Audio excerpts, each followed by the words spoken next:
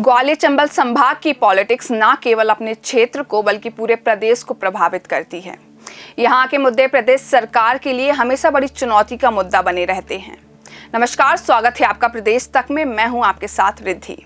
ग्वालियर चंबल में कुल 8 जिले और 34 विधानसभा सीटें हैं। यहाँ से ऐसे दिग्गज नेता आते हैं जो न केवल मध्य प्रदेश में बल्कि पूरे देश की राजनीति में खास दबदबा रखते हैं। आज हम ग्वालियर चंबल की राजनीति पर फोकस करेंगे कि आखिर क्यों ये प्रदेश की राजनीति को इतना प्रभावित करती है। साल 2018 में एट्रोसिटी एक्ट और आरक्षण के भरोसे बीजेपी प्रदेश में चौथी बार सरकार बनाने का ताना बुना बुन रही थी। वहीं ये मुद्दे बीजेपी की विदाई का कारण बन गए। आरक्षण से सुलगे विवादों के कारण ग्वालियर चंबल संभाग में पार्टी को 13 सीटों का नुकसान उठाना पड़ा। दरअसल दोनों संभाग के 8 जिलों की 34 विधानसभा सीटों से 2013 में भाजपा ने 20 सीटों पर जीत दर्ज कराई, लेकिन बाद में साल 2018 में बीजेपी अपने ओवर कॉन्फिडेंट की वजह से मात्र 7 सीटों पर सुकड़ कर रह गई, जबकि कांग्रेस ने 12 सीटों से बढ़कर 26 सीटों पर जीत का परचम लहराया। अब 2018 के बाद 2020 आया, जब मध्य प्रदेश में कमलनाथ सरकार की नींव हिला देने वाले सिंधिया कांग्रेस के लिए गद्दार बन गए। कमलनाथ और सिंधिया में खींचतान इस हद तक बढ़ी कि ज्योतिरादित्य सिंधिया ने कांग्रेस से इस्तीफा दे दिया। इसके बाद सिंधिया के समर्थन में 22 विधायकों ने भी कांग्रेस का हाथ छोड़ दिया।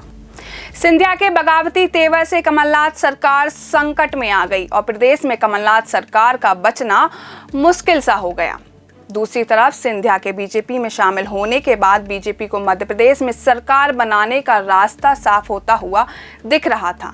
2018 के बाद 2020 में उपचुनाव हुए, जिसमें शिवराज सिंह की नेतृत्व वाली बीजेपी फिर सत्ता में आई। साल 2013-2018 की बात तो हो गई, अब 2020 की बात करते हैं, जब सिंधिया के समर्थक उनके साथ बीजेपी में चले गए थे, जिसमें जो कद्दावर नेता थे उन्हें बीजेपी में कोई ना कोई पद तो मिल ही गया था, लेकिन जिन नेताओं के पास पावर नहीं थी उन्हें बीजेपी में कोई पद नहीं मिला।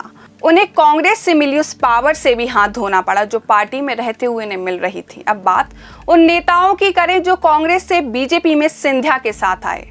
गोविंद सिंह राजपूत, प्रद्युमन सिंह तोमर जैसे और भी नेता पार्टी में कुछ ना कुछ उन्हें जिम्मेदारी दी गई, जिससे बीजेपी के मूल कैडर में चिंता बढ़ने लगी और इस चिंता के बढ़ते सिंधिया समर्थकों और बीजेपी के मूल कैडर के बीच खींचातान चल रही है और कहीं ना कहीं पार्टी में अंदरूनी लड़ाई शुरू हो गई है और अंततः शुरू हुआ पार्टी में दल बदल का खेल। इस बात को समझने के लिए बेहतर उदाहरण है जब पिछले दिनों सिंधिया समर्थक कांग्रेस में फिर से शामिल हुए। इसमें बैजनाथ सिंह यादव, रघुराज धाकड़ जैसे नाम शामिल हैं। समर्थकों का कहना है कि उन्होंने बीजेपी के लिए बहुत कुछ किया, लेकिन पार्टी में उन्हें वो सम्मान नहीं मिला।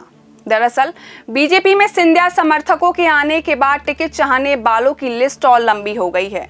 कांग्रेस छोड़ बीजेपी में सिंधिया के साथ आए समर्थकों को लगने लगा है कि बीजेपी में पहले से ज्यादा नेता हैं और उनका नंबर यहां पर लगने वाला नहीं है, इसलिए सिंधिया समर्थक बीजेपी छोड़ कांग्रेस का दामन फिर से थाम रहे हैं। दरअसल पिछले चुनाव में ग्वालियर चंबल संभाग में कांग्रेस ने अच्छा प्रदर्शन किया था, जिसका श्रेय ज्योतिरादित्य सिंधिया को गया था, लेकिन अब विधानसभा चुनाव 2023 में ग्वालियर चंबल सिंधिया का नाक का सवाल बन गया है, क्योंकि सिंधिया समर्थकों का पार्टी छोड़ना, नेताओं की नाराजगी, यहाँ तक कि बीजेपी नेताओं का उनके खिलाफ बयान देना, ये बहुत सारे पेच ऐसे हैं जो सिंधिया के लिए मुश्किलें पैदा कर रहे हैं। और वहीं बीजेपी सिंधिया से उम्मीद कर रही है कि बागियों का क्षेत्र कहे जाने वाले चंबल में बीजेपी की धाक जमी रहे। इस खबर में बस इतना ही। देश दुनिया की तमाम छोटी बड़ी खबरों के लिए जुड़े रहिए प्रदेश तक के साथ।